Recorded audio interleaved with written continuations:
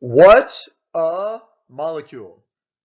I am going to make the bold claim that you can understand most of chemistry simply by understanding the everyday, ubiquitous, humble water molecule. Boom, I just did. According to the rhyme of the ancient mariner by Coleridge, water, water everywhere, and all the boards did shrink. Water, water everywhere, nor any drop to drink. Because a lot of water is salt water? I guess that's his point. Anyway, water is ubiquitous. According to the phlogiston theory of the four elements, earth, air, fire, and water, well, not to mention ether, water was an element, but that would mean that it couldn't be broken down into simpler parts. So for a very long time, people were under the impression that water was a fundamental element that composed materials around them. This, of course, has been shown to be incorrect.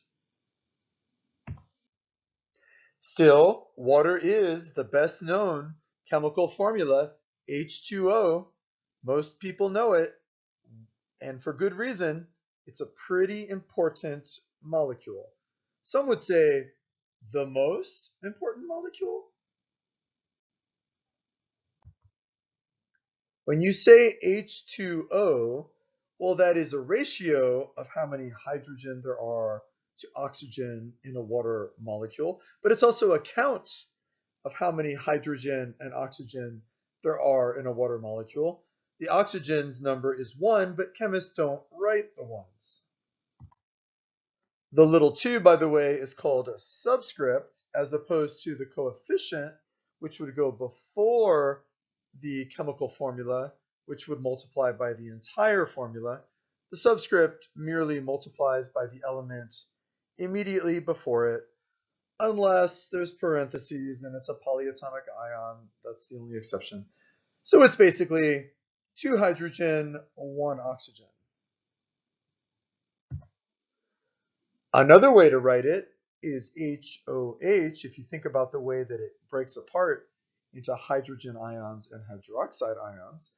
And this is the way preferred by many organic chemists, but those guys are kind of weird.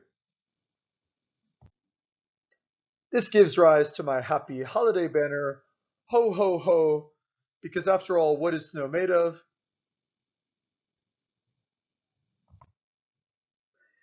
When we talk about water, water is found frequently. Now, there's ways to discuss this. One way is using the word abundance. Abundance is essentially how commonly something is found. When something is found everywhere you look, so abundant, it's almost ridiculous, well, then it's getting ubiquitous. One thing that is ubiquitous on the planet Earth is definitely water. If you were to drop down randomly with your eyes closed anywhere on the surface of the planet Earth, over 7 out of 10 times you would find yourself landing in water. So water is certainly the most common chemical found on the surface of our planet. The reason for this is partially due to the abundance of elements in our universe. Hydrogen overwhelms the others. Helium is second, oxygen is third. We'll think about what water is made of, hydrogen and oxygen. So because it is made out of the number 1 and number 3 most abundant element in the universe, it's very commonly found. Hydrogen, the name means water maker because that's what it's known for. That's not the only thing it does. It does a lot of things, like it's found in acids, for example. But, pretty important thing it does is make water. I like to call hydrogen the dog of chemistry, but that's just me. So hydrogen is the water maker. If you put it together with some oxygen, give it some energy, you're going to make water. Oxygen, on the other hand, means acid maker, which is sadly something that it really doesn't do. I mean, trying to think of a context that it does this. Maybe there is one, but pretty rare. Oxygen should have been called pyrogen, the fire maker, or something else, maybe oxygen. Oxygen got the wrong name, which is also found in water.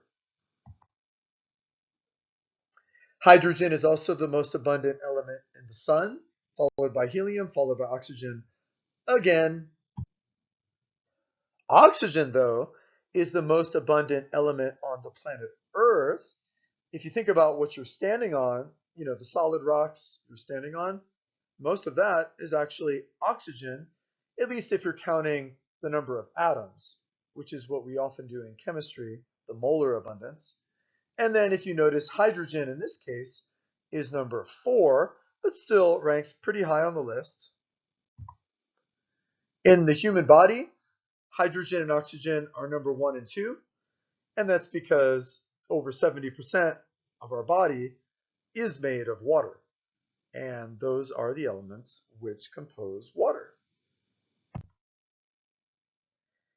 If you take the number 1 most abundant element in the universe, it's also the most abundant molecule, hydrogen, and react it with the number 2 most abundant molecule in the universe, which is oxygen, well, what you get is the number 3 most abundant molecule in the universe, water. The reason hydrogen is called hydrogen is because it reacts with oxygen, making water in this reaction called hydrosynthesis. I guess you could have called oxygen the same thing because it makes water too, but whatever. And this is a very typical reaction. This is a good example of combustion. Combustion isn't always good. Sometimes you got to run. Oh, the humanity. Surprisingly, most people survived the Hindenburg disaster in New Jersey. Other examples of hydrosynthesis is launching the space shuttle into space. It's a pretty good reaction, pretty strong reaction. Lots and lots of energy given off, very exothermic. A more stereotypical form of combustion would be the combustion of methane, an organic chemical reacting with oxygen, but in the end, you still produce water. Same result. Another thing that produces water is acid-base neutralizations. One way or the other, no matter which acid, no matter which base, you're going to get water as your product. Now, you'll also wind up with some kind of salt, technically, or spectator ions, depending on the way you look at it, but you're going to get water. So if you think about all this water on the planet Earth, you can think of it as the product of all of the chemical reactions that have occurred on our planet over the 4.55 billion years of its existence. Water is a very typical product, and when it forms, it's very, very stable. Water has a nickname. It is known as the universal solvent, which may be a bit of an exaggeration, but it's certainly better than any other solvent, so I guess it deserves it. And we're going to see why that is. We can think about water on 2 different scales. The macroscopic scale, which we see it, we observe it in our daily lives, and the microscopic scale, which sort of helps you understand why it behaves that way and why it does the things it does. But you have to imagine the little microscopic molecules millions of times too small for us to even see. On a macroscopic scale, we're all very familiar with the way water appears the way it forms drops, the way it sticks to things, makes things wet. Some things it rolls right off of. We're just familiar with it. But to truly understand water, you need to understand its molecular form. Now, water is a member of the Molecule Club, a very exclusive club that rules a lot of things out. It only allows covalent bonds. You got to be composed of atoms. Luckily for water, you may be polar or not. And molecules are usually made of nonmetals, although there are several exceptions to that. So don't think that that's a definite rule. And the one thing that's sad that gets ruled out of the Molecule Club are those polyatomic ions. Poor guys. When we talk about covalent bonds are particularly strong. However, they only go so far.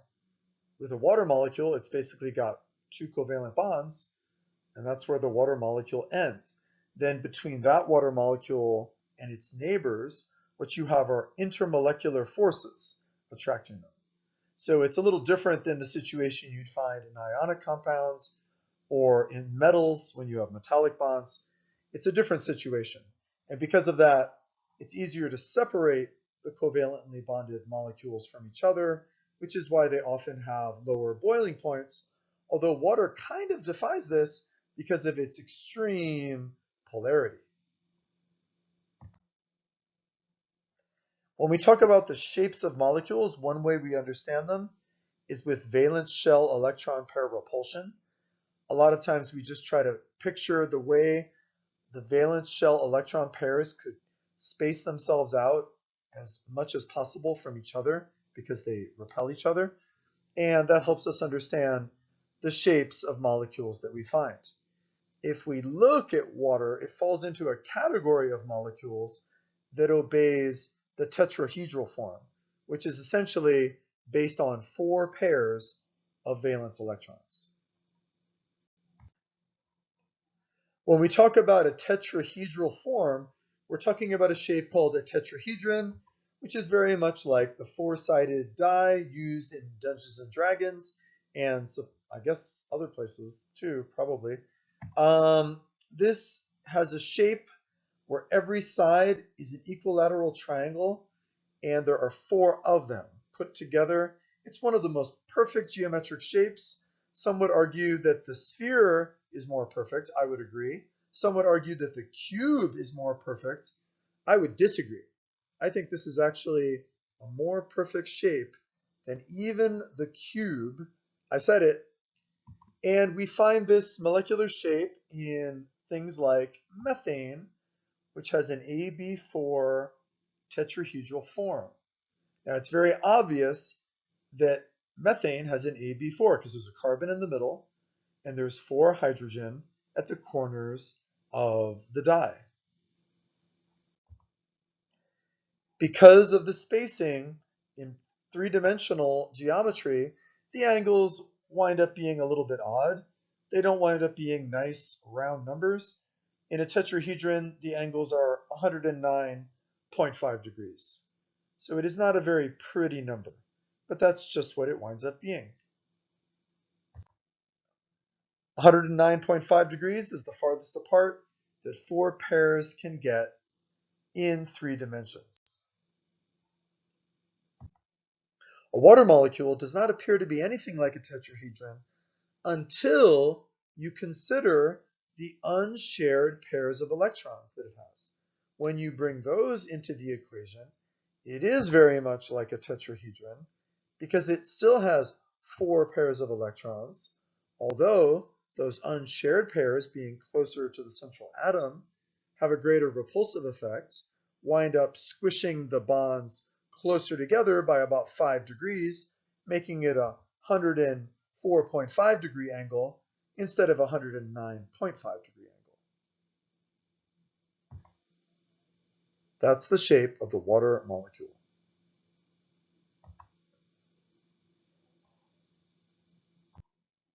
We can illustrate this even better if we compare methane, ammonia, and water. Methane is a tetrahedron. It has a 109.5 degree angle. Ammonia is a tetrahedron. It has a 107-degree angle between the bonds. That's because the unshared pair occupies the fourth position on the top, and it's closer in, having a greater repulsive effect, squishing those bonds closer together by 2.5 degrees. Water is also a tetrahedron with two unshared pairs closer in, squishing it down to 104.5 degrees. So what we wind up getting are these different VSEPR forms of three molecules that are still essentially tetrahedrons. I guess water is a secret tetrahedron, and there's a way to tell that water knows it's a secret tetrahedron. It gives it away under a certain situation. And then what about polarity? Well, if your electronegativity differences are very, very low, in other words, the two atoms that make a bond are very similar in their electronegativities, you get a non-polar covalent bond. If the difference grows to be greater than 0.5, you begin to get a polar covalent bond with a positive end and a negative end. We call this delta positive and delta negative. And the reason we have to do that is because if we just say positive or negative, in chemistry, that means positive or negative 1. And because they did that, well, now we need these deltas. Okay. Water, on the other hand, isn't just a little bit polar. Water is very polar. Water is an extremely polar molecule with a very large electronegativity difference between the oxygen and hydrogen. Okay, so it has a very large delta positive and a corresponding but opposite delta negative on the other end of the bond. If the difference was even greater, well, then you would just get an ionic bond where the electron is completely stolen and one of them becomes an anion, the other is forced to become a cation. But we do not see this in a water molecule. Now, even when you have polar bonds, sometimes the bonds cancel out because they're directly opposite each other, directly opposite the same exact kind of bond pointing in the opposite direction, like carbon dioxide. So even though carbon dioxide has entirely polar bonds, the molecule itself winds up being nonpolar. Water, on the other hand, doesn't have that problem because of its bent shape. Well, because it's a secret tetrahedron, and because of its bent shape, the polar bonds between the oxygen and the hydrogen actually wind up combining, making it kind of a superpolar molecule. Very, very tough customer. So this is one reason why water is the universal solvent, because it is very, very polar. It has a very strong delta positive and delta negative on the two sides. As you can see in this picture, the delta positive is on the hydrogen side. The delta negative is on the oxygen end. And it dissolves practically anything. It'll dissolve acids, bases, polar molecules, and salts, many of them. That's what water is known for. So we've got Universal and Disneyland all in one, finally combined. So when you imagine water molecules, well, they're always trying to grab a hold of each other because they have polar ends, like little magnets trying to stick together. But usually they have too much energy for that. Here on Earth, they got a little too much energy, so they're jiggling around, and what you wind up with is very often a liquid. Water is one tough customer because each of those bonds it has is a polar covalent bond, and they don't cancel out. They actually wind up combining, making it superpolar. So if you wind up in water's neighborhood, that's a pretty rough neighborhood to be in. You better watch out. Water's going to pick on you. Water's going to try to rip you apart. You don't want to see what's about to happen to that hydrogen. Let's see what happens. So if you put hydrochloric acid into water, well, water pulls on the two ends, and who's going to win? Is water going to win? Or is hydrochloric acid going to win? Well, water, again, is a pretty tough customer. So because the water is going to hold together, it's very, very polar, it winds up shredding apart the hydrochloric acid. And then, of course, water likes to grab the hydrogen ion on its delta negative end, and you wind up with hydronium, which is the reason that hydrochloric acid even is an acid. Okay, so water is a pretty tough customer. Likes to shred things up, rip them apart. Water will also dissolve other polar molecules because they also have a delta positive and a delta negative end that the water can stick to. It's like putting different kinds of magnets together. They don't care that it's a different kind of magnet. They all have like north and south poles. Well, water has a delta positive and delta negative. So put another polar molecule in, it's also got those, fits in nicely, sticks together very well. A good example of this is if you put in dextrose. Dextrose will make a solution with water because it's a polar molecule. So water likes that. Water fits in very well among water. On the other hand, if you try to put in things that are nonpolar, well, they're just minding their own business, but water attracts other water, and so water's going to make its way past them to get together with the other water molecules, and it's going to wind up ejecting them out of the body of the water. So what you're going to wind up with is two separate layers of materials, and they will not mix together and they will not form a solution. So that's pretty much why water will exclude nonpolar molecules. You've probably heard the old expression, oil and water don't mix. And that's because oil is nonpolar and water, of course, is polar. Nonpolar solvents will also mix well with other nonpolar solutes. Because nobody here is really pulling that hard, nobody's really trying that hard to clump together, they can mix pretty well because they're all pulling pretty much about the same amount, very lightly. Ionic compounds are made of layers and layers and layers and layers of ions, and each ionic bond being rather flimsy, but they combine into a very, very strong material.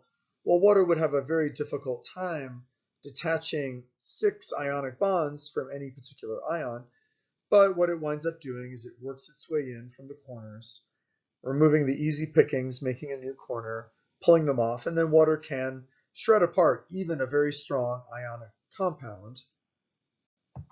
And then if you shred apart an ionic compound, what you wind up getting is what we often call salt water. So in salt water, really there is no salt.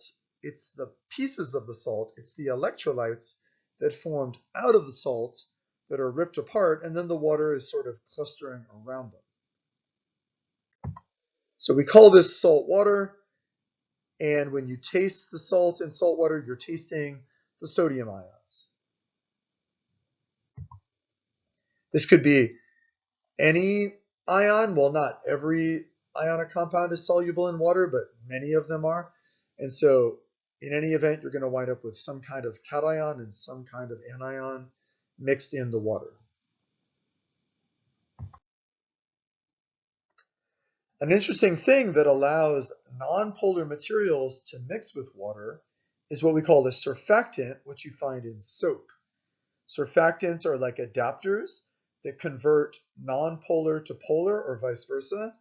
And in this case, I'm showing a drop of oil embedded on the surface with a bunch of surfactants like soaps, providing it with a polar exterior, which water then can grab a hold of, which is why if you put soap on your hands, scrub it really well, it breaks up the oil into little clumps surrounded with surfactants, and then the water can carry that oil away, which it otherwise would not be able to do because it doesn't dissolve nonpolar materials. Another interesting product of a surfactant is a soap bubble. if you imagine a soap bubble as a very thin layer of water molecules coated on the inside and the outside with surfactants, and having air inside and outside, this diagram is showing all of the molecules and all the individual atoms even, although of course it would be many trillions of times bigger than this. But still, if you disregard the scale, this is the only diagram that I have seen, the one that I made myself, that shows the individual atoms involved, rather than just the little zigzag thing that they do in organic chemistry to show organic molecules, which I am not a fan of, honestly. Why don't you just show the carbon? When we think about hydration on a macroscopic scale, it's similar to what we find on a microscopic scale. You can either get wet on the outside if it's raining, or you can get hydrated by drinking water and it gets incorporated into your body. So if you have a grain of sand at the beach and the water breaks on it, well, the water will stick to the surface of the sand because it's made of a lot of ions, and those all have charges that water likes. Another way to be hydrated is to have water incorporated into your molecule, like carbohydrates contain carbon and water, although you can never actually find a water molecule inside a carbohydrate. Examples of carbohydrates are mostly sugars or things that are made of sugar, like French toast. A very common carbohydrate, also called glucose, is dextrose, C6H12O6. And if you look at this carefully, you can see there are no water molecules per se, but you could certainly make water molecules out of the components. Another one is sucrose, C12H22O11, another carbohydrate that is hydrated. It's easy to see if you split up dextrose, you would wind up with 6 carbon and 6 water molecules. If you split up sucrose, you would wind up with 12 carbon and 11 water molecules. So even though they're not intact in the molecule, you could certainly get them out of it by decomposing it, which you can do with sulfuric acid in a very popular demo. Water is known from going from solid to liquid to gas, from gas to liquid to solid, melting, evaporating, condensing, and freezing. But it can also sublime and deposit, okay, depending on the circumstances. And there's a difference when you find water in its solid form than in any of the others that we did not mention yet. Interestingly, if your pressure is too low, like we find on Mars, water will not form a liquid. You need a certain amount of minimum pressure to sustain a liquid. So on Mars, water would go directly from being solid to being a vapor, kind of like dry ice does on the planet Earth. So on Mars, water is a dry ice. Dry ice on the planet Earth behaves this way because you need a lot more pressure, more than 5 times the atmospheric pressure we have on Earth, to get liquid carbon dioxide. Although it is possible, you can do it in a small pipette. When we talk about solid water, well, solid water is ice, and the water molecules are moving so slowly that they can actually link together and form a beautiful crystalline structure. If they have too much energy, that scatters them a bit. They can't line up, they can't grab a hold of each other, and then they can sort of slip past, and you wind up with a liquid. Even more energy than that, they begin to bounce off of each other, and you wind up with a gas. Beyond that, more energy would blast apart the molecules, ripping them into ions, and you'd wind up with scattered ions of oxygen and hydrogen and various electrons, which we call plasma.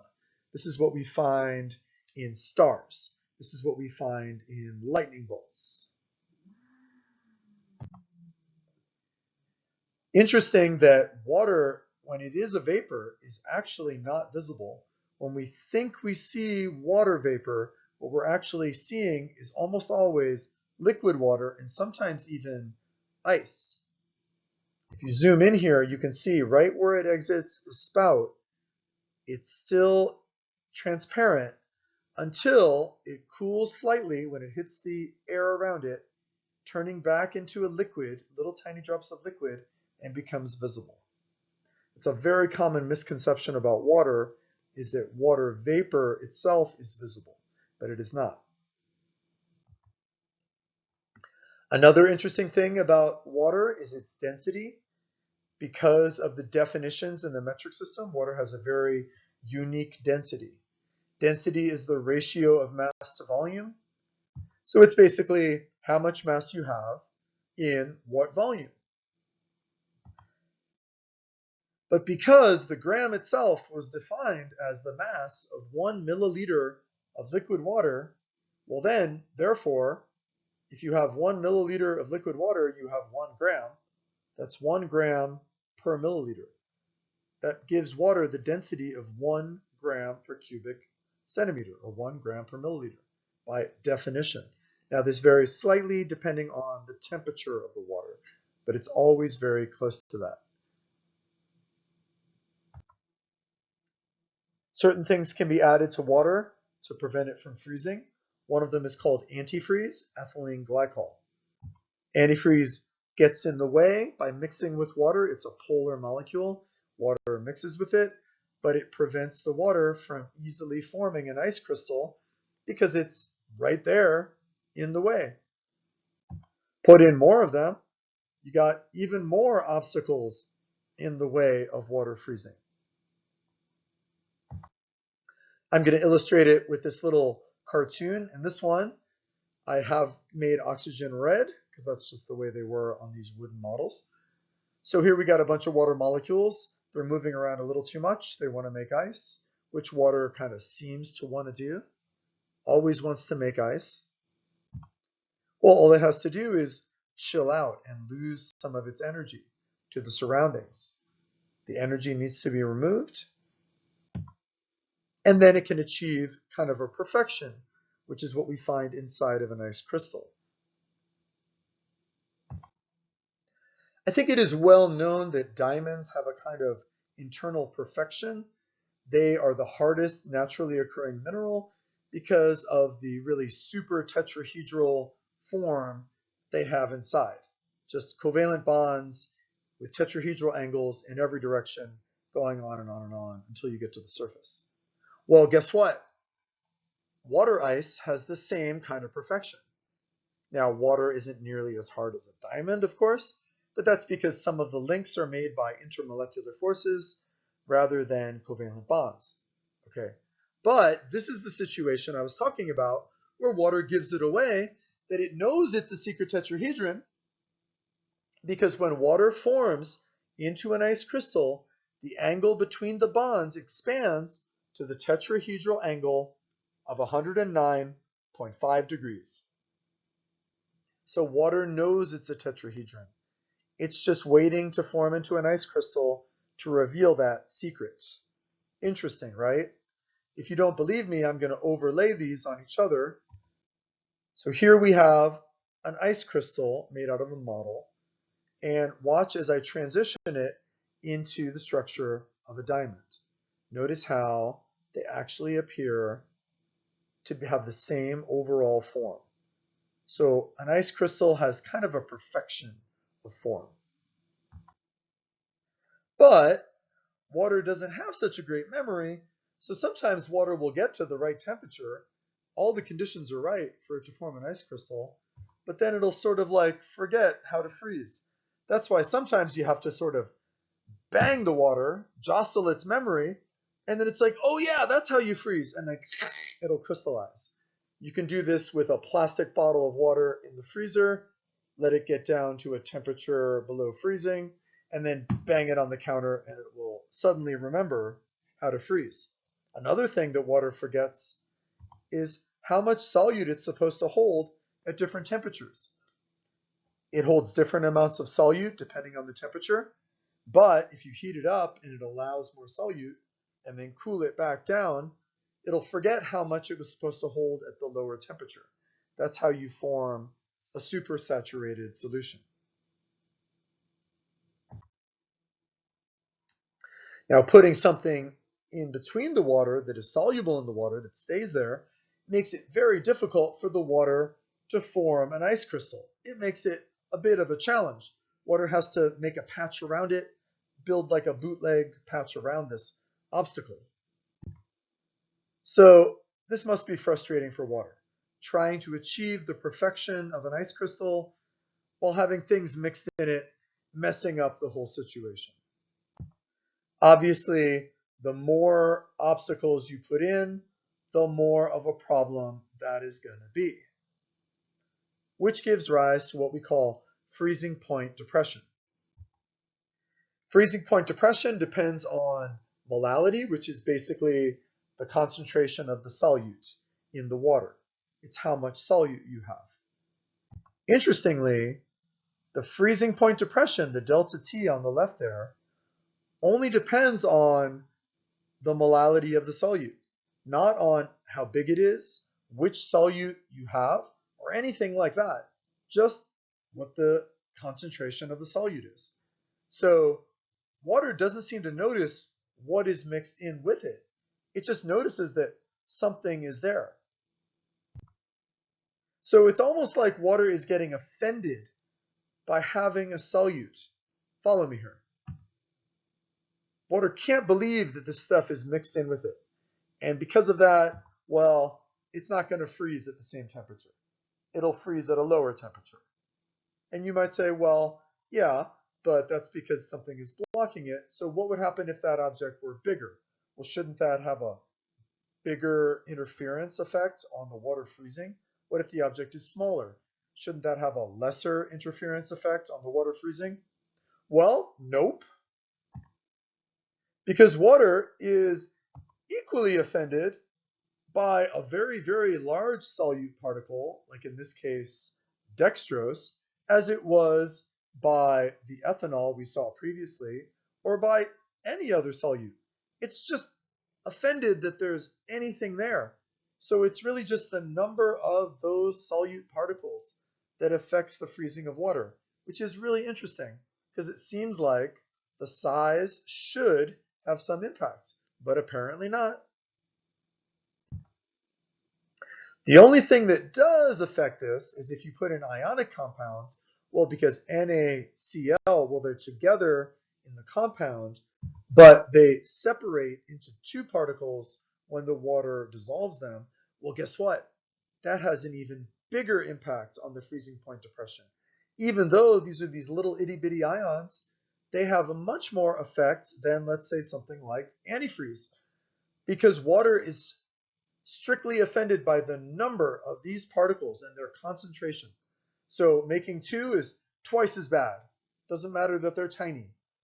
So that is why sodium chloride is a better antifreeze than antifreeze. Not that you should put it in any engine because it causes severe corrosion of metal. So we don't put it in engines, but it does a better job of pushing down the freezing point and elevating the boiling point, the other colligative properties, as non-electrolyte solutes. Then we come to water's dirty little secret. Well, if you are familiar with acids and bases, acids generate hydronium, bases generate hydroxide. How do they do this? Well, basically, water shreds them up. Very typically, water will dissociate them, and you will wind up with hydronium from an acid.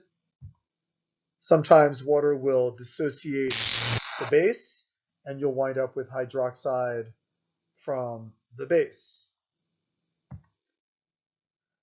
These are the two most important polyatomic ions in all of chemistry. I would even say the most important ions in chemistry, hydronium and hydroxide.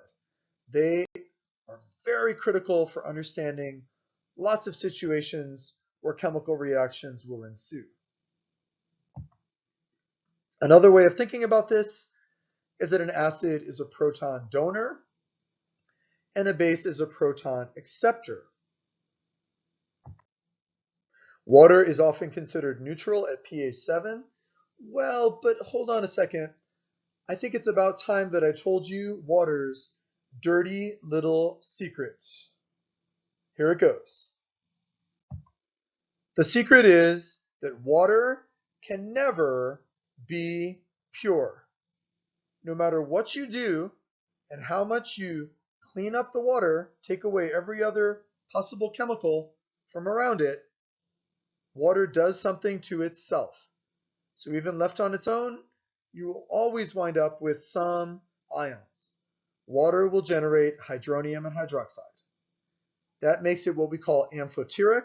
Amphoteric means it can act as an acid or a base. Because remember, acids generate hydronium. Bases generate hydroxide. Well, water does that too. So water can be an acid or a base. Water essentially takes whichever job is available, and it's looking for work. It's always wants a job, but it's not great at either job, honestly. Water is a pretty bad acid, and it is a pretty bad base, but it'll do the job if nobody else is doing it. So this is the self-ionization of water. If you leave water all by itself, get rid of every other chemical there is, a certain number of them will do this. One water molecule defeating another in battle. Doesn't seem very statistically likely, but when you've got Avogadro's number, everything happens.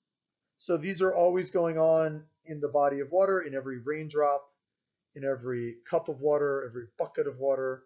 You've always got a little bit of hydronium forming. And when that forms, look, it left behind hydroxide on the right. So you've got both of those ions always in water, no matter what. You can't get rid of them. That is water's dirty little secret. It can never be completely pure. There's other amphoteric compounds, but none of them are nearly as ubiquitous as water, the third most abundant molecule in the universe. Every acid has a conjugate, so hydronium's conjugate base is water, meaning that water is a bad base, and hydroxide down at the bottom has a conjugate acid, which is water, meaning that water is a bad acid. So essentially, conjugates are the opposite.